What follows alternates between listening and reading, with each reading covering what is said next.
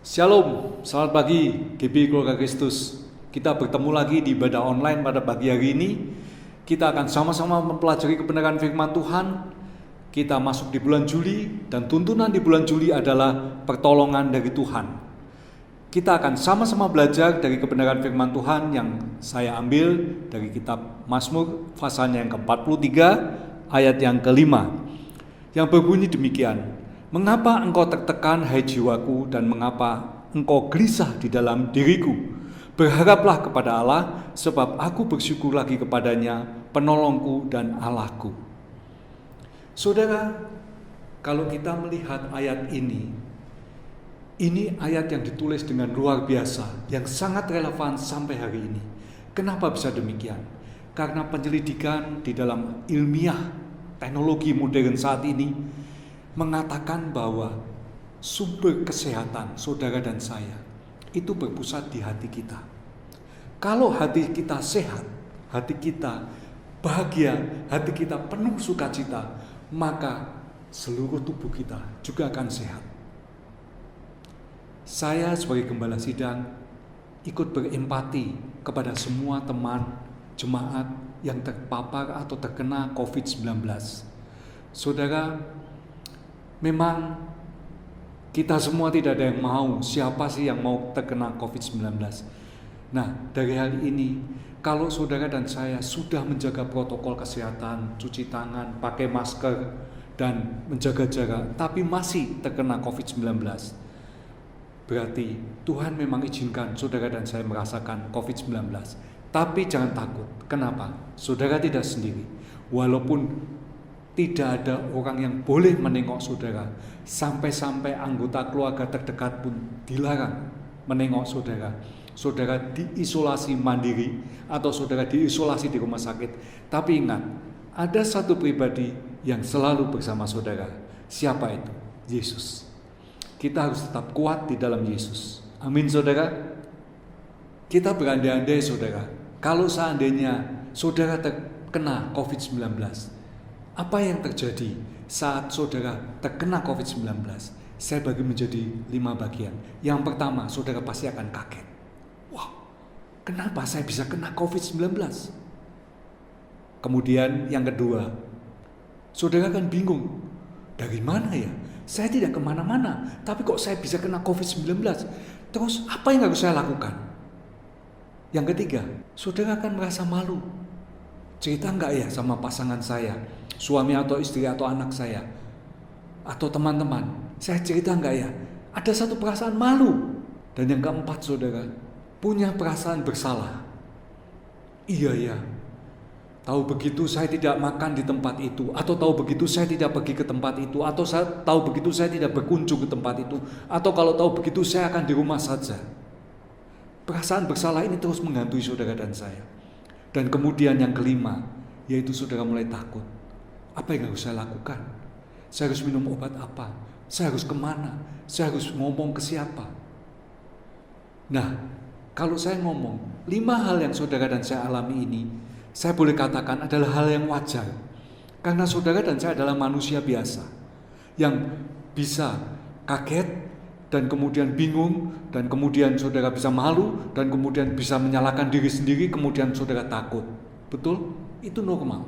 Tapi yang tidak normal kalau saudara mencapai tahapan yang ke-6, yaitu ketakutan. Kenapa? Karena Tuhan tidak menghendaki saudara dan saya ketakutan. Seperti yang tertulis di dalam kebenaran firman Tuhan yang terambil di dalam 2 Timotius 1 ayat yang ke-7 mengatakan demikian. Sebab Allah memberikan kepada kita bukan roh ketakutan, melainkan roh yang membangkitkan kekuatan, kasih dan ketertiban. Saudara, Allah tidak memberikan kepada saudara dan saya roh ketakutan, sehingga saudara tidak boleh merasa ketakutan. Kalau takut sih wajar. Kenapa? Karena saudara dan saya juga manusia yang bisa takut, yang bisa sakit. Tapi kalau ketakutan itu hal yang tidak wajar. Ketakutan ini adalah takut ditambah panik, ditambah cemas, ditambah bingung, ditambah segala macam. Nah, saudara, kalau saudara sudah mencapai ketakutan, ini berbahaya. Kenapa? Dikatakan di Mazmur tadi bahwa mengapa engkau tertekan, hai jiwaku? Ketakutan itu ada di jiwa kita, ada di hati kita, yang menekan saudara dan saya.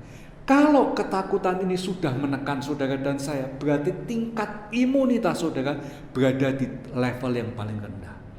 Kalau tingkat imunitas saudara dan saya berada di tingkat level yang paling rendah, virus tidak dapat saudara lawan dengan antibodi, tapi virus akan menang terhadap saudara dan saya. Itulah yang ingin saya sampaikan, bahwa kunci dari semua ini adalah saudara harus menjaga hati saudara harus menjaga situasi stres saudara harus menjaga situasi emosi saudara, sehingga saudara tidak sampai ke level yang keenam, yaitu ketakutan. Amin saudara. Saudara, kalau saudara mengikuti renungan pagi yang saya sampaikan setiap hari dari tahun kemarin, awal tahun 2020, saya pernah menulis di bawah setiap renungan saya yang saya katakan saudara dan saya harus mendeklarasikan iman saudara, yang saya tulis di dalam 3 kalimat, yaitu aku sehat, aku kuat, aku diberkati. Saudara, kalau saudara rajin di dalam membaca renungan pagi yang saya buat ini, saudara akan mendapatkan kekuatan, saudara akan dibangkitkan semangat saudara, iman saudara akan kembali bangkit. Kenapa? Karena di situ ada satu deklarasi yang menyebutkan bahwa saya sehat, saya kuat, dan saya diberkati. Dari situ saudara bisa berjalan dari hari ke hari dengan kekuatan dari Tuhan, kesehatan dari Tuhan, dan berkat-berkat dari Tuhan. Ada amin saudara. Di tahun 2021 saya sedikit rubah. Kenapa? Supaya kita naik lagi iman kita. Yaitu saya tulis demikian: Tuhan penuntunku, Tuhan penolongku, dan Tuhan pelindung. Kalau di tahun 2020 pusatnya adalah saya atau aku sehat, aku kuat, aku diberkati. Kalau di tahun 2021 pusatnya sekarang saya ganti Tuhan, yaitu Tuhan adalah penuntunku, Tuhan adalah penolongku, dan Tuhan adalah pelindungku. Dari sinilah saudara, itulah pentingnya saudara dan saya punya kesehatian. Saya menulis renungan pagi, saudara membacanya, dan saudara dan saya bisa saling mendoakan, kita kuat bersama, sehingga tidak ada pencobaan atau masalah di dalam hidup ini yang dapat menyebabkan saudara dan saya terombang-ambing. Ada amin saudara. Itulah yang ingin saya sampaikan buat saudara dan saya, bahwa Tuhan sudah tahu kebutuhan saudara dan saya dari sejak awal, sehingga Tuhan mempersiapkan bahwa kenapa jiwamu tertekan, hai jiwaku, kenapa engkau tertekan, di dalam Mazmur 43 tadi yang dikatakan demikian. Dan mengapa engkau gelisah, tertekan dan gelisah. Kalau sudah tertekan dan gelisah ditambah takut, itu menjadi ketakutan. Sedangkan Tuhan di 2 Timotius tadi mengatakan tidak memberikan kepada saudara dan saya roh ketakutan, tetapi roh yang membangkitkan kekuatan dan ketertiban. Itulah tujuan supaya saudara menjaga hati saudara dari emosi saudara stabil. Sehingga saat emosi saudara stabil, saat saudara tidak tertekan, saudara tidak gelisah, saudara bisa dengan tenang menikmati hidup ini, penuh sukacita, damai sejahtera. Dari situ, kemungkinan saudara terpapar atau terkena virus COVID-19 kecil. Jadi, saat saudara bisa menjaga hati saudara, imun saudara akan naik. Iman saudara naik, imun saudara juga naik. Amin saudara. Kemudian saya ingin menyampaikan bagaimana Tuhan mendatangkan pertolongan buat saudara dan saya. Dari sini kita perlu tahu saudara, Tuhan yang sangat baik, Tuhan yang tahu kebutuhan saudara dan saya. Dia sudah mempersiapkan pertolongan. Nah, pertolongan ini saya bagi menjadi 2, kita akan sama-sama belajar ya saudara. Pertolongan yang pertama datangnya adalah dari teman saudara dan saya, ataupun dari multimedia atau dari media sosial, sosmed, sosial media. Nah, kenapa bisa katakan demikian? Coba kita belajar sama-sama ya saudara. Amsal 13 ayat yang ke-23 mengatakan demikian: siapa bergaul dengan orang bijak menjadi bijak, siapa berteman dengan orang bebal menjadi malang. Saudara, kita tahu kalau teman adalah orang yang dapat menolong saudara. Ada peribahasa mengatakan, teman di sebelah rumah itu jauh lebih penting daripada saudara yang berada di luar kota. Kenapa? Teman di sebelah rumah saat saudara mengalami sesuatu, saudara bisa menghubunginya. Nah, dari hal ini Tuhan mengatakan jauh-jauh hari di dalam Alkitab sudah tercatat bahwa saudara harus bergaul dengan orang yang bijak, orang yang baik, orang yang takut akan Tuhan, supaya saudara bisa saling berkomunikasi dan saling menguatkan satu dengan yang lain. Tapi kalau saudara bergaul dengan orang bebal atau pencemooh atau orang-orang yang tidak kenal Tuhan dan tidak takut sama Tuhan, saudara akan membuat iman saudara makin hari akan makin kecil, akan makin hari akan semakin hilang, sehingga saudara akan terpengaruh oleh hal-hal duniawi atau hal-hal yang kurang bagus. Supaya saudara dan saya bisa bangkit imannya, imun saudara bisa kembali bangkit, saudara harus berteman dengan orang-orang yang bijak. Hidup ini adalah pilihan saudara. Saudara boleh berteman dengan siapa saja. Hal ini menyebabkan saudara dan saya punya banyak teman. Nah, kalau saudara misalnya diberkati Tuhan dan saudara punya uang lebih, nah tidak usah cari teman saudara, teman akan otomatis datang sendiri. Tapi kalau saudara mengetatkan keuangan saudara, walaupun saudara punya uang banyak, tapi saudara pelit dalam tanda kutip, coba saudara lihat, teman-teman itu akan satu persatu meninggalkan saudara. Nah, ini merupakan satu filter atau saringan di mana saudara bisa memilih teman. Tuhan memang bisa berbicara lewat siapapun juga. Tapi yang penting, kalau saudara punya teman yang baik, setidaknya teman yang baik ini memberikan saran atau input atau masukan kepada saudara hal-hal yang baik juga. Nah, kalau saudara dan saya bisa mendapatkan hal-hal yang baik, iman saudara dan saya akan menjadi kuat. Amin. Nah, kalau setiap hari saudara dicekoi atau diinformasikan hal-hal yang tidak baik, kecelakaan, bunuh diri, perampokan, hoax, berita-berita banyak sekali yang hoax, saudara, apakah saudara tidak menjadi gentar atau tidak menjadi takut atau tidak menjadi cemas seperti dikatakan di kitab Mazmur, jiwaku cemas gelisah. Kenapa? Karena dari teman yang menginformasikan hal-hal yang tidak baik. Hal inilah saudara, kita harus mencari teman yang bisa memberikan informasi. Ada satu peluang bisnis, ada satu kabar baik, ada satu sukacita. Saudara pun akan ikut sukacita. Amin saudara. Kemudian hal yang kedua yang saya katakan yaitu sosial media. Saudara, di dalam sosial media kita juga harus ingat, di Indonesia memang paling populer adalah WA ya, atau Instagram atau Facebook. Tapi paling banyak adalah WA. Karena apa? WA hampir setiap saat saudara dan saya bisa berkomunikasi. Saudara bisa join dengan satu grup, 2 grup, atau 3 grup, atau 4 grup, atau berapapun grup yang saudara ingin join, itu welcome, silahkan. Tapi saudara harus selektif di dalam memilih join dengan grup ini. Kenapa? Karena grup tidak selalu baik. Kalau anggotanya lebih dari 10-100 atau mungkin lebih dari 100, saudara harus pilih, apakah grup ini grup sehat yang membicarakan tentang hal-hal yang positif, ataukah grup ini grup hoax yang selalu membicarakan berita-berita yang tidak tahu kebenarannya seperti apa. Kita harus memilih. Kenapa? Kalau tidak, waktu saudara akan terbuang banyak hanya untuk menikmati berita-berita palsu atau berita-berita yang tidak ada kebenarannya. Tapi kalau saudara mempunyai grup yang sehat, yang memberitakan berita-berita bagus, berita-berita yang selalu membangun iman saudara, hal ini dapat menguatkan iman, sehingga Tuhan bisa memakai teman saudara untuk membangkitkan iman saudara, untuk menolong saudara, untuk menunjukkan jalan kemana saudara harus melangkah. Juga Tuhan bisa memakai sosial media menginformasikan berita-berita yang bagus yang membangkitkan iman saudara lewat sosial media atau WA group. Nah, dari sinilah saudara harus sangat selektif di dalam memilih teman atau memilih sosial media.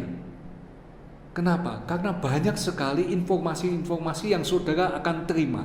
Contohnya saudara, kalau saudara misal terkena COVID-19, saudara ngomong di sosial media, teman, saya terkena COVID-19, apa yang harus saya lakukan? Maka banyak sekali teman yang akan menginformasikan, kamu minum obat ini, kamu kesini, kamu melakukan ini, kamu berjemur, kamu berolahraga seperti ini, kamu meminum vitamin ini, sehingga antibodimu bisa naik. Banyak sekali. Hal itulah yang merupakan pertolongan Tuhan lewat teman, lewat sosial media. Sehingga Tuhan dapat berbicara lewat apa saja. Ya, kalau saudara dan saya bisa langsung terima audible dari Tuhan yang mengatakan, "Hai anakku, kamu melakukan ini, kamu pasti akan sembuh. Hai anakku, kamu melakukan hal ini, maka engkau akan keluar dari masalah." Itu luar biasa. Kita pun juga ingin, saya pun juga ingin mempunyai hal itu. Tapi tidak semua orang dikaruniai Tuhan untuk dapat berbicara kepada Tuhan secara langsung. Hal ini sehingga Tuhan bisa memakai teman atau sosial media untuk berbicara kepada saudara dan saya. Itulah hal yang ingin saya sampaikan. Yang pertama adalah Tuhan sanggup berbicara lewat sosial media maupun lewat teman saudara dan saya. Amin saudara. Hal kedua yang ingin saya sampaikan buat saudara dan saya, yaitu Tuhan dapat menolong saudara secara tiba-tiba. Tuhan akan sendiri datang kepada saudara dan saya untuk menolong secara tiba-tiba. Tapi sebelum kita sama-sama membahas hal ini, saudara, kita harus tahu dulu siapa kita dan siapa Tuhan. Apa relasi Tuhan dan saudara dan saya. Sehingga dari situ kalau Tuhan datang sendiri secara tiba-tiba menolong saudara dan saya, saudara jangan sampai kaget lalu menolak Tuhan. Kenapa? Untuk hal itu saudara harus mengerti dulu siapa saudara dan siapa Tuhan. Nah, untuk supaya kita mengerti ini, coba kita baca kebenaran firman Tuhan yang terambil di dalam kitab Mazmur 139, ayatnya yang ke-13 dan 14. Mazmur 139 ayat 13 sampai 14 mengatakan demikian, "Sebab engkaulah yang membentuk buah pinggangku, menenun aku di dalam kandungan ibuku. Aku bersyukur kepadamu oleh karena kejadianku dahsyat dan ajaib. Ajaib apa yang kau buat dan jiwaku benar-benar menyadarinya." Saudara adalah ditenun Tuhan sejak dari kandungan ibu saudara dan saya. Kalau ditenun Tuhan, menenun itu tidak akan bisa sama. Saudara menenun dua-duanya beda. Saudara menenun 100-100-nya beda. Saudara menenun lebih dari 100, 1000, 10.000, 1 juta, semuanya tidak ada yang sama. Artinya Tuhan menciptakan saudara dan saya dan seluruh manusia di muka bumi ini tidak ada yang sama satu orang pun. Sama identik persis ya, maksudnya begitu. Walaupun dia saudara kembar. Nah, dari hal ini kenapa? Saudara harus mengerti proses kerja Tuhan. Hubungan Tuhan dengan saudara dan saya itu seperti apa? Tuhan membuat saudara dan saya, menenun saudara dan saya di kandungan ibu saudara dan saya. Yang pertama. Yang kedua, saudara diciptakan secara ajaib, dahsyat dan ajaib. Di situ dikatakan bahwa dahsyat dan ajaib kejadian saudara dan saya. Kalau makhluk lain diciptakan Tuhan, tidak ada yang Tuhan katakan dahsyat dan ajaib kecuali saudara dan saya. Kenapa? Dalam hal ini teknologi yang bisa saudara dan saya pelajari sampai saat ini dari Adam dan Hawa atau zaman manusia batu sampai saat ini sungguh-sungguh dahsyat dan ajaib. Misalnya saudara dan saya bisa kembali ke masa lalu. Saudara membawa handphone, saudara tunjukkan saat Adam dan Hawa ada. Seperti apa? Bingung, ini apa? Betul. Sedemikian majunya teknologi manusia dari zaman batu yang tidak tahu peradaban menyalakan api, sampai saat ini saudara punya kompor gas yang hanya dicetek langsung nyala apinya. Dari hal itu terus naik teknologi sampai manusia bisa ke bulan. Bahkan saat ini saudara, manusia sudah merancangkan untuk bisa ke Mars dan segala macam. Itu adalah teknologi yang Tuhan katakan, engkau aku ciptakan dahsyat dan ajaib. Ajaib dan dahsyat. Amin saudara. Dua kata ini yang saudara dan saya harus pegang. Saudara dan saya diciptakan Tuhan very special.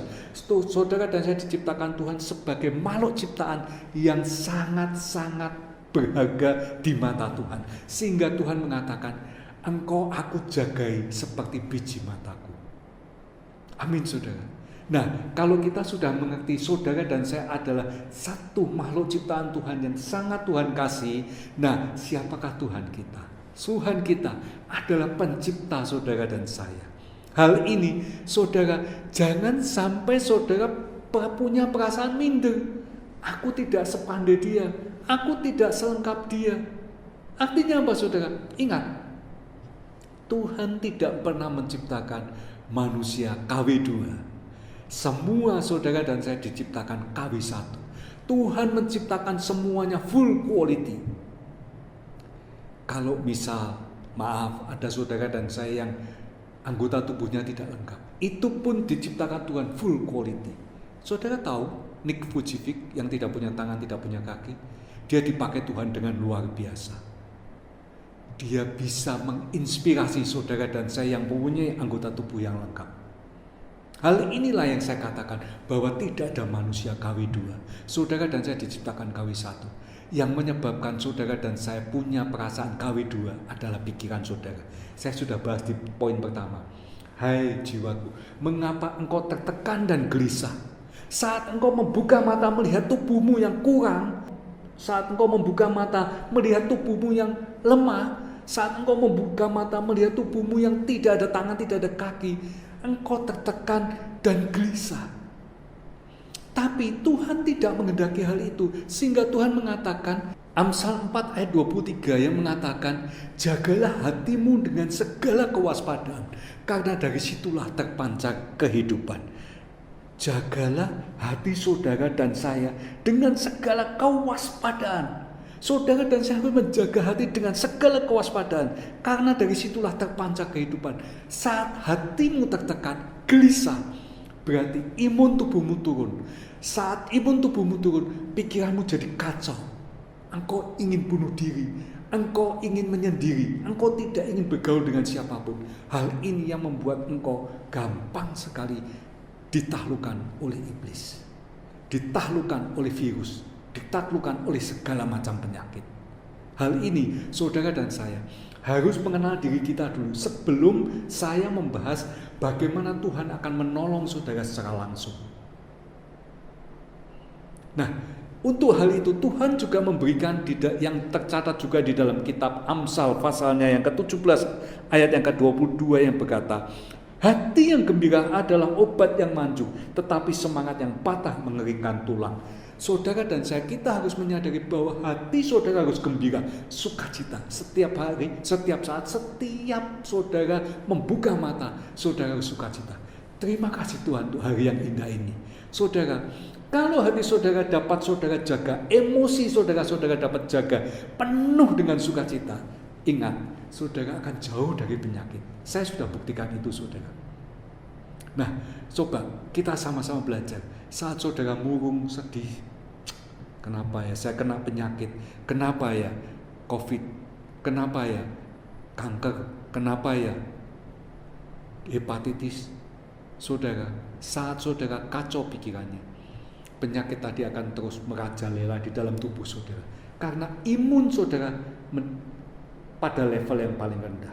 Nah, kalau saudara sudah mengerti ini, kita akan sama-sama lagi belajar. Kita lanjutkan ya saudara. Saya katakan tadi bahwa saudara dan saya tidak mungkin diciptakan Tuhan KW2. Untuk hal itu, pikiran saudara, hati saudara harus saudara jaga. Emosi saudara harus saudara jaga, supaya tetap sukacita dan optimis. Tuhan menyediakan saudara dan saya hal-hal yang sangat luar biasa ke depan. Saudara harus belajar untuk berjalan menuju ke masa depan. Coba saudara lihat berapa banyak video yang saudara terima. Orang yang tidak punya tangan, orang yang tidak punya kaki, mereka bisa beraktivitas selayaknya saudara yang punya anggota badan yang lengkap. Bahkan dia bisa mengalahkan aktivitas saudara. Prestasi saudara dan saya kalah dengan mereka. Apakah kita tidak malu saudara? Ini yang saya katakan tadi, Tuhan tidak mungkin menciptakan manusia KW2, semuanya KW1. Nah, dari hal itu, kalau saudara sudah mengerti ini, saudara sudah punya modal, yaitu iman percaya saudara kepada Tuhan dengan dahsyat, bahwa Tuhan menyayangi aku, Tuhan mengasihi aku. Nah, kalau saudara sudah mengerti ini, kita saat ini masuk bagaimana Tuhan bisa menolong saudara dan saya secara langsung. Coba kita baca ayatnya sama-sama yang tertulis di dalam kitab Matius 14 ayat 24 sampai 25 yang berkata demikian. Perahu murid-muridnya sudah beberapa mil jauhnya dari pantai dan diombang-ambingkan gelombang karena angin sakal. Kira-kira jam 3 malam datanglah Yesus kepada mereka berjalan di atas air. Ketika murid-muridnya melihat dia berjalan di atas air, mereka terkejut dan berseru, "Itu hantu!" Lalu berteriak-teriaklah karena takut. Saat murid-murid sendirian di dalam perahu, mereka diombang-ambingkan angin sakal. Saudara dan saya, pernahkah saudara membayangkan saat saudara berjalan, saudara mengarungi kehidupan ini, bahtera rumah tangga saudara saat ini sedang diombang-ambingkan oleh angin sakal. Saudara mungkin punya permasalahan saat COVID-19 mulai melanda, saudara mengalami PHK, saudara berpenghasilan turun, toko saudara sepi, saudara mengalami kehilangan pekerjaan, atau apapun deh. Mungkin ada saudara yang terkena COVID-19. Hal ini bukankah sama seperti seorang murid yang berada di atas perahu kehidupan yang diombang-ambingkan oleh angin sakal?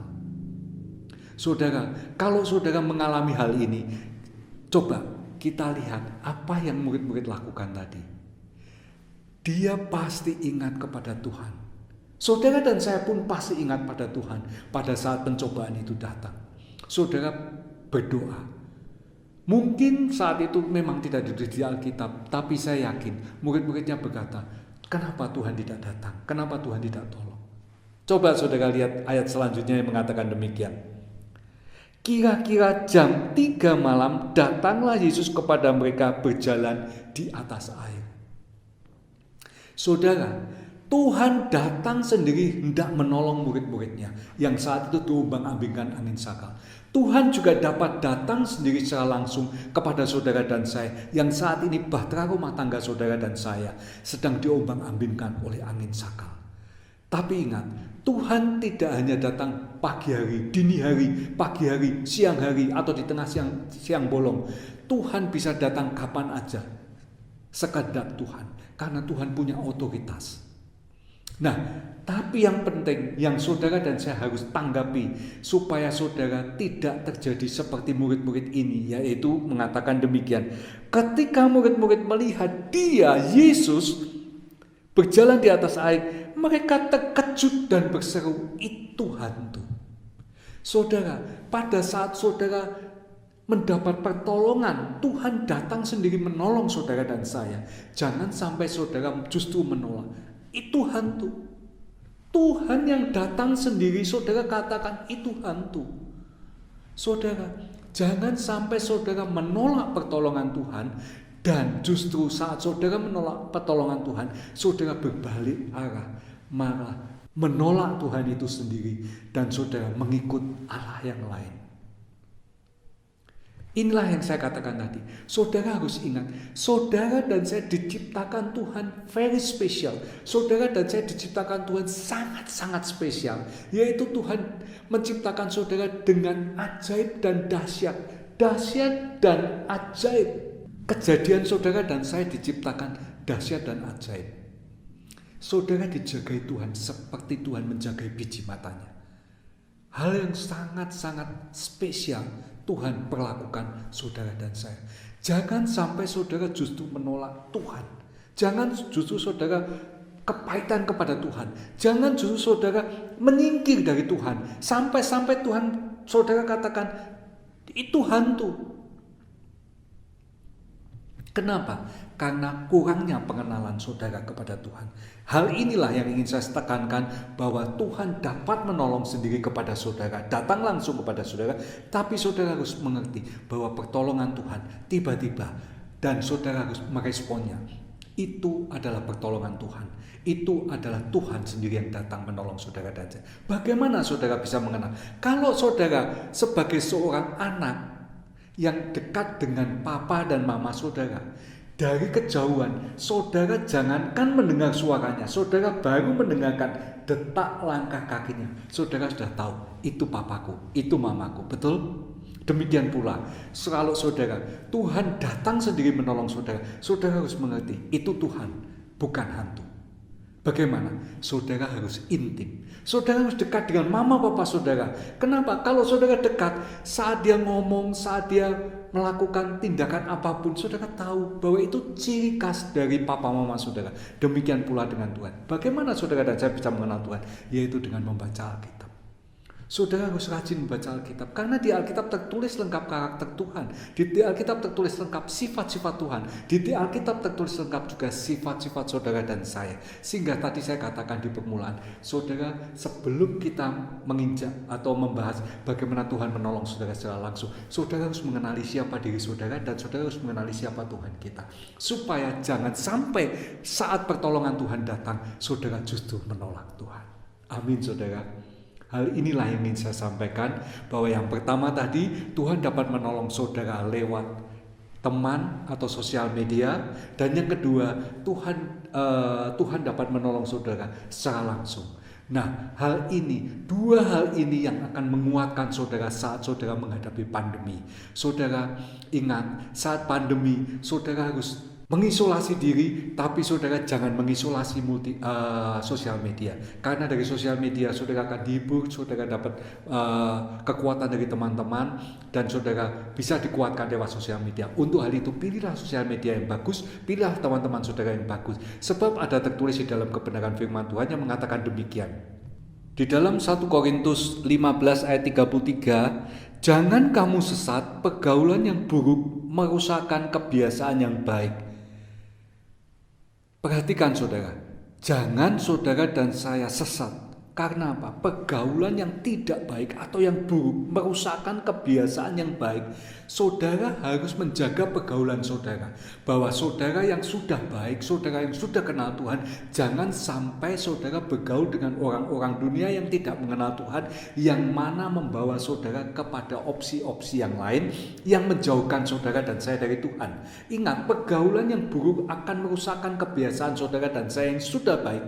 Untuk hal itu saudara harus menjaga teman, supaya saudara berteman dengan orang yang baik, dan juga saudara harus bersosial media dengan WA atau gadget saudara juga hal-hal yang baik, sehingga dari situ pertolongan Tuhan bisa datang dari teman maupun sosial media. Dan yang kedua, saudara, pertolongan Tuhan bisa secara langsung.